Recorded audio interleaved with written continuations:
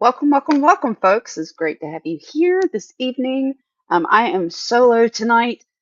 Jenny could surprise us and try and pop on during the show, but I will tell you that she knew she was going to be somewhere this evening, or actually all day today. That was going to be really out of range for her, and that more than likely she would not be able to be here. So we kind of went ahead and created a podcast that we knew that I could kind of do solo.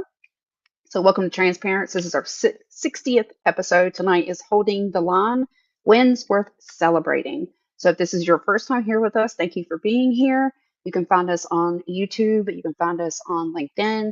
I often post these afterward on TikTok to share for parents there to find resources. But you can find me at TikTok at Moonchild77. And tonight, we kind of just wanted to go over some of the things that have happened in the last few weeks that were small wins because we know right now the climate out there doesn't look great. Um, it actually looked kind of really scary from day to day, right? So this week, I want to do something that we don't always get to do, which is take a breath, look around, and notice the wins. Because in the middle of the noise, the outrage, and the constant fight to protect our children's rights and our own, it's easy to miss the moments when pushback works. And it does work. These victories might not all make the front page, but they matter to our kids, to our families, and to the trans community as a whole. They're proof that even in a climate where so much energy is spent trying to roll back our rights, there are still judges, lawmakers, and communities making decisions that move us forward. So today, I'm going to walk you through some of the most important developments from the last couple of weeks, what they mean, and how we can build on them. So the first part I wanted to discuss tonight was Supreme Court and one of their decisions that they made recently. Hold on, comment. Jeffrey. Hey, Jeffrey. Welcome, welcome, welcome. I'm solo. Jenny is out of bandwidth, or not bandwidth, but out. She knew she's going to be really rural tonight, so she did not expect to be here. So we just kind of planned it. She said she'd try, but I don't expect her to. Where she's at is already kind of rural to begin with, so kind of comes with the territory. So these victories, while they might not always make the front page, we still should celebrate them. And so we're going to start with the Supreme Court. And one of the first things that they did on September 10th, the U.S. Supreme Court left in place a lower court order allowing a trans boy in South Carolina to keep using the boys' bathroom at his public high school while his case moves forward. So while it's a narrow, temporary win, it's still a win. It means that for now, this student can go to the school without being forced to go to a space that doesn't match his identity. And it's a reminder that even in challenging environments, in the legal climate, lower court protections can still hold. For trans youth, these moments are more than legal footnotes. They're about dignity, safety, and the ability to focus on learning instead of just survival. Think about what it means for a teenager to walk into school knowing they won't be singled out or humiliated for using the bathroom. That's not a small thing. That's the baseline for being able to show up fully in your education. How many of us have had a safe space in school, classroom, a club, a teacher's room that we could go to just to breathe? My stepfather is one of these in his school, and students who didn't necessarily feel like they fit in or awkward knew that they could knock on his door and come sit in his office and or in his room and eat lunch. Just so they felt like they had a safe space. And our kids need safe spaces. So the second part I wanted to bring up is about a federal judge. And this is a federal judge that blocked invasive subpoenas. Also on September 10th, a federal judge blocked an attempt to subpoena Boston Children's Hospital for detailed medical records of minors receiving gender affirming care or adolescents receiving gender affirming care. The judge called out the scope and purpose of the request, noting it appeared aimed more at intimidation than legitimate investigation. This ruling protects patient privacy and sends a clear message. Phishing expeditions targeting trans youth and their providers will not go unchallenged. It also reassures families that there are still legal guardrails against harassment, that someone is willing to say, no, you don't get to weaponize the legal system to scare people out of care. Medical privacy is critical in trans healthcare, not just for safety, but for trust between patients and their providers. Third part that I want to talk about tonight is restoration of critical LGBTQ health data. So in that same week, a lot of stuff happened that week. In that same week, another major win, a court order requiring federal health agencies to restore LGBTQ health resources and data sets that had been removed from public websites earlier in the year. They weren't just symbolic pages. They included research, clinical guidelines, and public health data that providers and advocates rely on. Restoring them means doctors, researchers, and community organizations can once again access the information they need to deliver safe, evidence based care. And while we definitely had some people, independent agencies, organizations, third parties, who were pulling off as much information as they could to store it elsewhere so we still had access to this, it should remain on those federal pages because those pages represent all of us, all of our healthcare, all of our rights, the data that represents us, that helps us receive the best care. None of us should be stripped of that. So this was still a big, it might not have seemed like a big win, but it was still a win. When data disappears, so does accountability. Without it, it's harder to prove disparities, harder to track outcomes, harder to make the case for funding. When it's restored, so is the ability to fight for better health outcomes with facts, not just stories. And this is something to consider. How many times have we been told there's no data on an issue when the truth is the data exists, it's just being buried or ignored? It's something to think about. Segment 4, workplace protections upheld.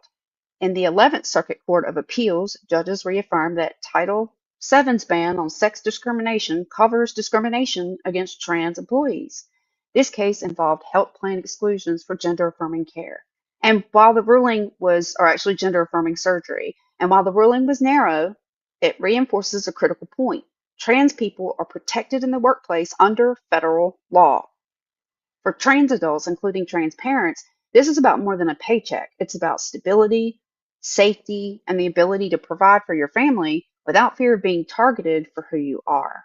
It's also a reminder that even when the headlines are dominated by anti-trans bills, there are still legal precedents holding the line. So let's get to this next piece. Okay, number 5. This is more on the state level. Colorado expands healthcare coverage. In Colorado, a new law took effect guaranteeing Medicaid coverage for gender affirming care for both adults and minors. This includes surgeries, hormones, and voice therapy, and it set a model for other states to follow. For families, it means that cost is less likely to be the barrier that keeps someone from getting the care that they need. It's a reminder that progress is still being made at the state level, even as we fight battles nationally. And it's proof that advocacy works because this didn't happen in a vacuum. It happened because people showed up, testified, and pushed for it. We just have to be willing to be brave enough to do it. And I know right now it seems like a lot of things are being thrown out there with language to intimidate, to scare, to make us react, and for us to be in fear. But that's their model. And their hope is that it backs us down and that we get quiet. And this is the part where we show up and we stand up and we don't stop speaking and we don't let other people silence us because it is free speech in this country. I know there are some people who do not believe in that right anymore suddenly. But until that is changed in the Constitution, it is my First Amendment right to be able to speak up about these things.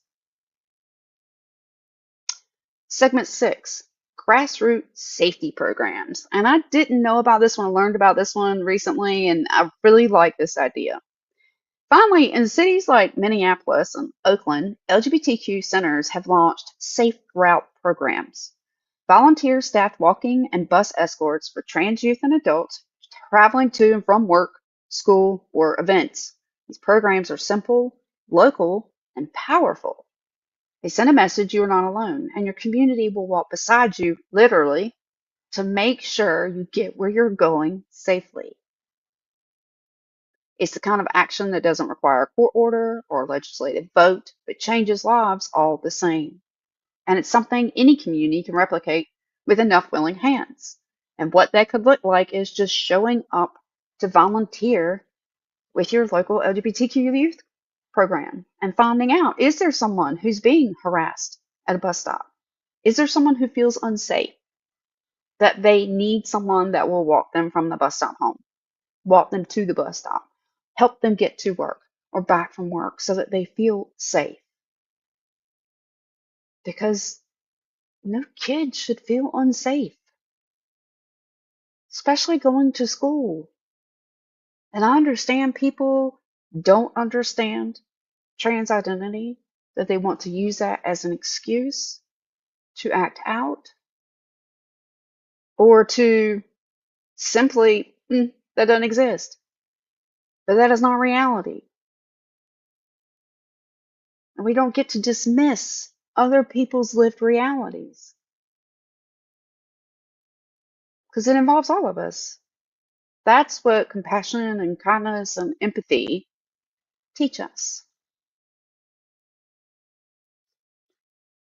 And I thought that was just beautiful that you could volunteer to help a kid to school. And I've seen groups do this for kids who are bullied. Our LGBTQ youth are no different. They're being bullied. They're being bullied at the federal level. They're being bullied internationally. They're being bullied at the state, at the local, and even sometimes within their own families. And I don't want any kid to feel that way. I don't want any kid to feel isolated. The whole reason why I started speaking out about this was I felt like every kid should feel like they have a safe space. Because there were times in my life growing up I didn't feel like I had a safe space. And I understand that this community has way more that they're dealing with than I ever did. Emotionally, socially, politically. And I was a white person, which meant I got it easier. Our black and brown trans community members, their children, especially trans females, are much more targeted than my white trans son will ever be. It doesn't make it right. Not for any of them. Doesn't make it right for anyone.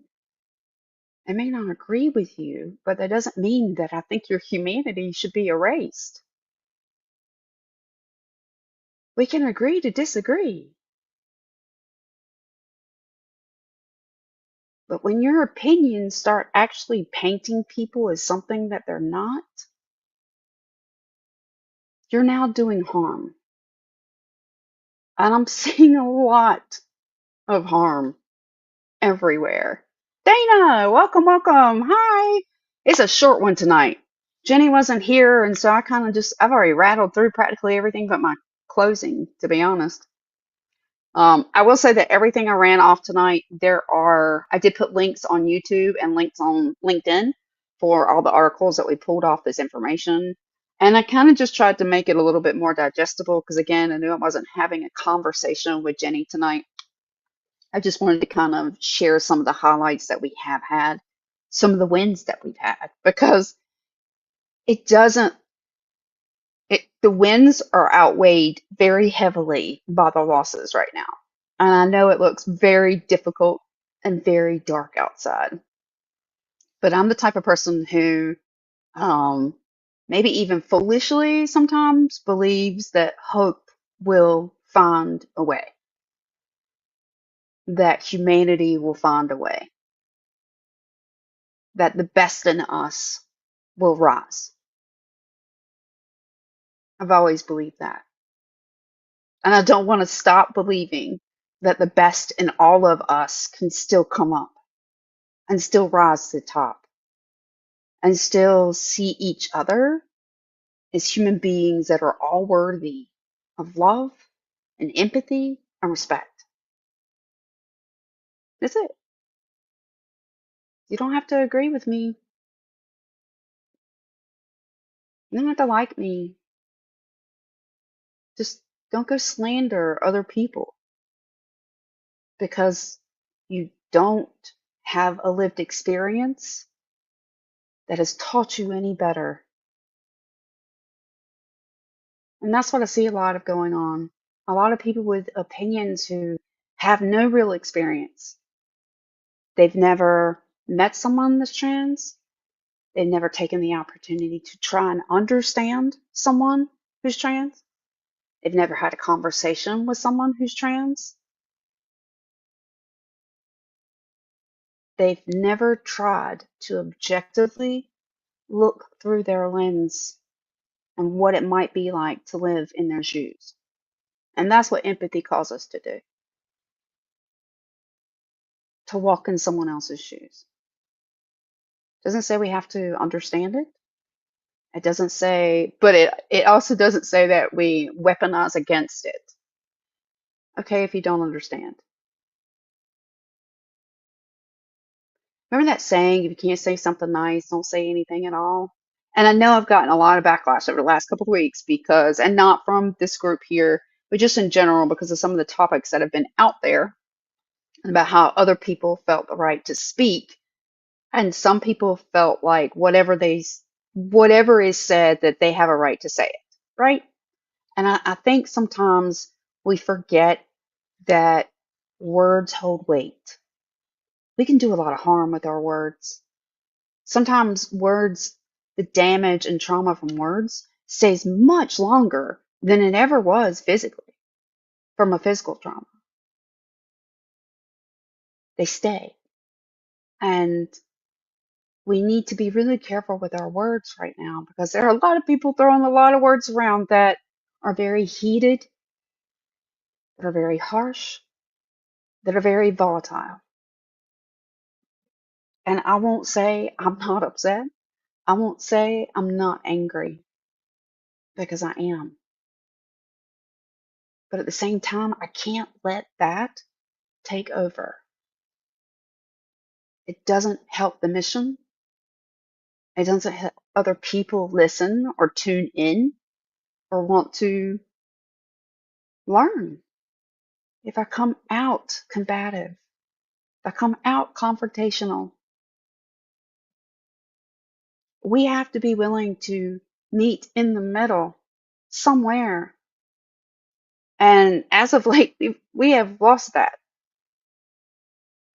Sharito, hi. That's right, it is morning for you, isn't it? Good morning, good evening for me. And it's just as a very I think it's a very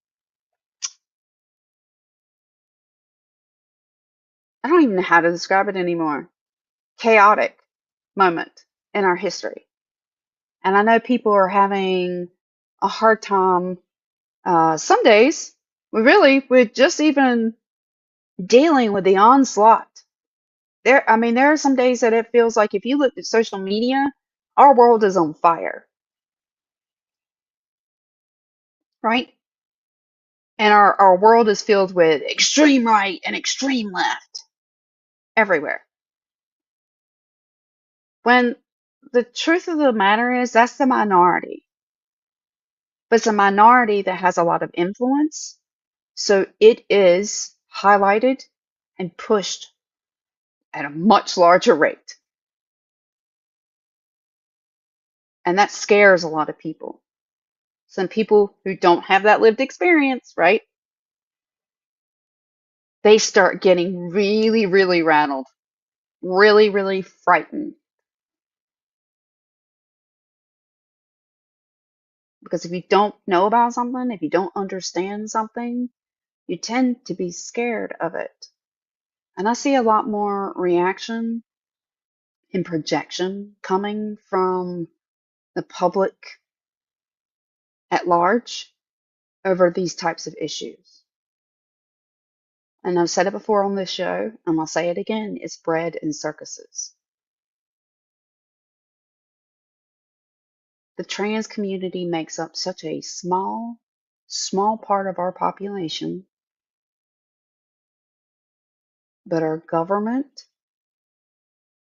the heads of our government, are trying to convince us that they've warped and completely controlled and changed the country.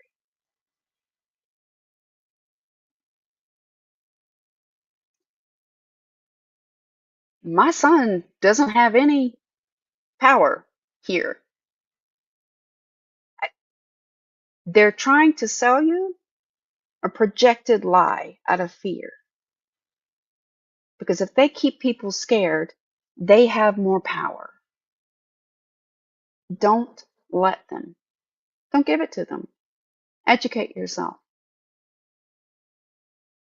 These were, like I said, some of the highlighted wins that we wanted to cover this week.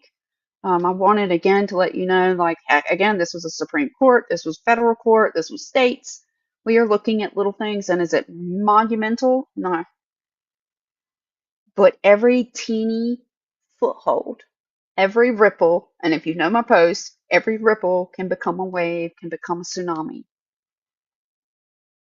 And I know right now they seem like blips, tiny little blips, but we have to keep trying. We can't give up. As they say, Rome wasn't built in a day. So with that, I am going to say, Jenny, for those joining us, Charita, Dana, Jenny was not here this week. She had something that she had to do, and she's going to be in a very rural area this afternoon, and so she knew that more than likely she would not be able to be here. But she will be back. We will be back next week. I'm not exactly sure what our topic is. Again, we're kind of just going by the seat of our pants, if you will, because things are changing rapidly. And so we want to be able to be flexible enough that we can respond to what we need to respond to in real time. Because honestly, some of these things we want to talk about a couple of weeks ago, but because of the political situation around a certain podcaster, we felt like that week that was a more important story to address because of some of the mis and disinformation that was coming out of that story. So if you're new to us, you can check us out. Like I said, we are usually on LinkedIn on Sunday nights at 7 p.m. You can find us on YouTube at TransParents Live. You can find me on TikTok at Moonchild77. You can usually find Jenny at TikTok, Blue Sky. Oh, I'm not going to tell you all of hers because I'm going to mess them up. But at Trans Loving Mama, that is her handle. And so with closing, why these wins matter. Every restored data set, every blocked overreach, every upheld right is a step towards safety, dignity, and truth. They remind us that the fight isn't only about stopping harm, it's about creating space for our children, our families, and our communities to thrive. So as we head into another week, let's hold on to these wins, let's share them, celebrate them, and use them as fuel for the work ahead. Because pushback works, progress is possible, and together we can keep holding the line. And with that, thank you so much for joining us this week. We will see y'all again next week. Good night.